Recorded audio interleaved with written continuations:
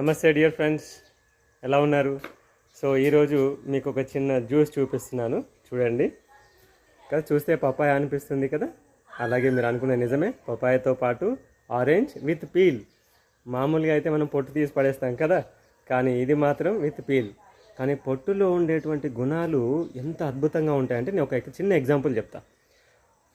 లెమన్లో మనం lemon juice పిండుకొని lemon పొట్టు పడేస్తాం, కానీ మీరు స్టడీ చేయండి, లెమన్ పీల్లో విటమిన్ సి వచ్చేసి ఆల్మోస్ట్ 270 యూనిట్స్ ఉంటుందండి.